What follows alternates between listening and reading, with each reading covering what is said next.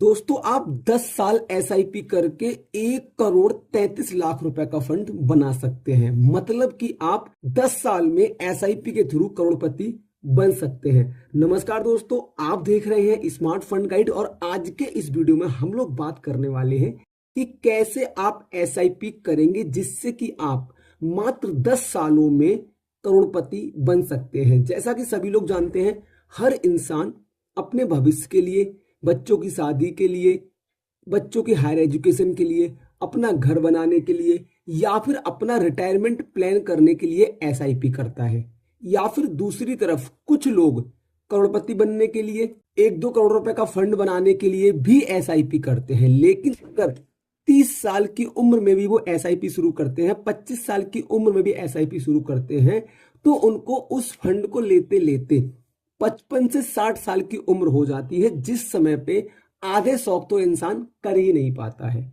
तो दोस्तों, अगर मैं आपसे बात करूं, आप 20 से 25 साल की उम्र में एसआईपी शुरू करेंगे और मात्र 30 से 35 साल की उम्र तक, मतलब कि 10 साल के अंदर 1 करोड़ 33 लाख रुपए का फंड बना सकते हैं, तो कैसा रहेगा? अगर आप भी 10 साल के अंदर एसआईपी के थ्रू करोड़पति बनना चाहते हैं तो ये वीडियो आपके लिए बहुत जरूरी है। वीडियो को लाइक करके बने रहिए हमारे साथ वीडियो के लास्ट तक, क्योंकि एसबीआई की ये कौन सी स्कीम है, एसबीआई किस तरीके से आपको ज्यादा प्रॉफिट दे सकता है, कैसे आपको इन्वेस्टमेंट करना है, पहले हम ये सारी चीजें बात करेंगे। उसके बाद में हम लाइव में आपके सामने कैलकुलेट भी करके दिखाएंगे कि किस तरीके से आपको 1 करोड़ 33 लाख रुपए का फंड मिलेगा। दोस्तों, अगर हम बात करें, एसआईपी 2 जगह की जाती है। नंबर 1 म्यूचुअल फंड्स के अंदर, नंबर 2 ईटीएफ के अंदर।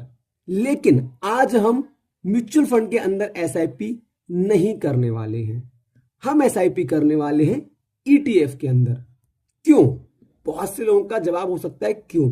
तो हम पहले देख लेते हैं ऐसे फायदे जो म्यूचुअल फंड में आमतौर पर नहीं मिलते हैं, ईटीएफ के अंदर अच्छे तरीके से मिल जाते हैं। Number 1 expense ratio.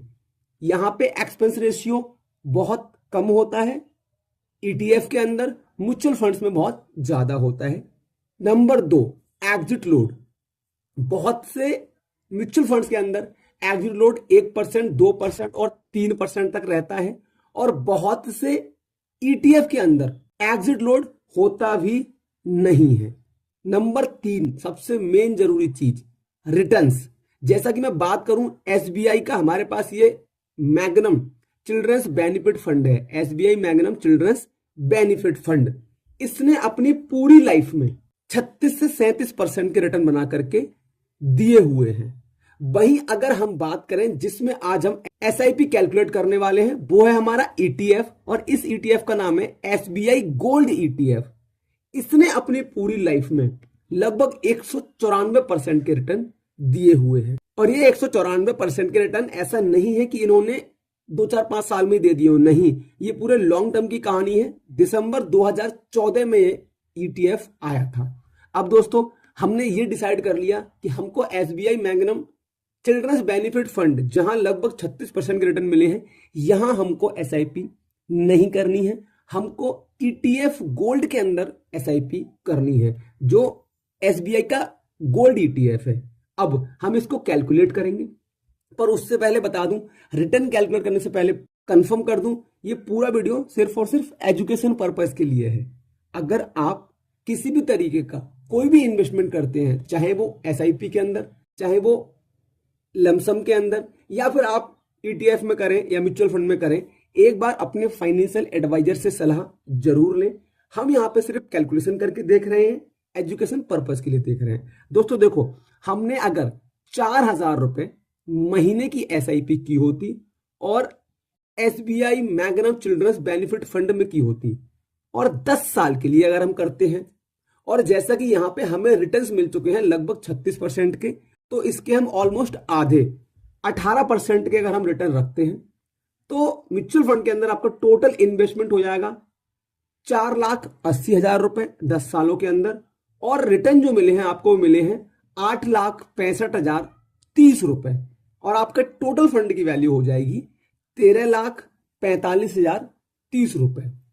अब हम बात कर लेते हैं ईटीएफ के अंदर, तो सेम हम 4,000 रुपए महीने की SIP करेंगे। टाइम पीरियड हम यहाँ पे भी 10 साल रखेंगे। और जैसा कि हमने म्यूचुअल फंड की पूरी लाइफ के रिटर्न का 50% लिया था, और हम ETF में 50 नहीं, उसका भी आधा, ओनली 25%, लगभग 194% के रिटर्न दिए हुए हैं। तो हम यहाँ पे सिर्फ 50% के रिटर्न काउंट करेंगे। अब एक बात यहाँ पे पहले ही मैं बोल देता हूं, अगर किसी का ये सवाल है कि क्या भाई 50% के रिटर्न मिलना पॉसिबल है, तो मेरा भी आपसे एक सवाल है कि इस SBI गोल्ड ETF ने 2014 से लेके अब तक 194% के रिटर्न दिए हैं। और अगर किसी ने 2015 से लेकर 2025 तक 10 साल SIP की होती, तो क्या उसको 194% के रिटर्न मिलते या नहीं? तो क्यों नहीं मिलते? क्योंकि ऑलरेडी मिल चुके हैं। तो हम फ्यूचर में इसका 25% रिटर्न तो उम्मीद लगा ही सकते हैं। तो इस हिसाब से हमारा जो इन्वेस्टमेंट रहेगा वो सेम ही रहेगा, 4,80,000 रुपए, लेकिन हमें टोटल रिटर्न मिलेगा 1,28,30,718 रुपए, और जिसके चलते हमारे टोटल फंड की वैल्यू हो जाएगी 1,33,10,718 रुपए। अब दोस्तों आपको एक चीज क्लियर हो गई होगी कि ETF के अंदर नंबर 1 आपका एक्सपेंस रेशियो कम लगता है, एग्जिट लोड बिल्कुल नहीं लगता है। अगर आपके दिमाग में एक सवाल आ जाए कि एक्सपेंस रेशियो या एग्जिट लोड कितना ही हो सकता है, तो मैं आपको बता दूं, अगर आप 1 करोड़ रुपए कमाते हैं और 0.80% का एग्जिट लोड है, तो आपको वहां लगभग 8 लाख रुपए पे करना पड़ेगा। वहीं अगर मैं बात करूं ETF में, जहां 0.1, 0.04, 0.05 का एक्सपेंस रेशियो होता है, तो वहां सिर्फ आप 80,000, 50,000, 1 लाख रुपए पे करते हैं।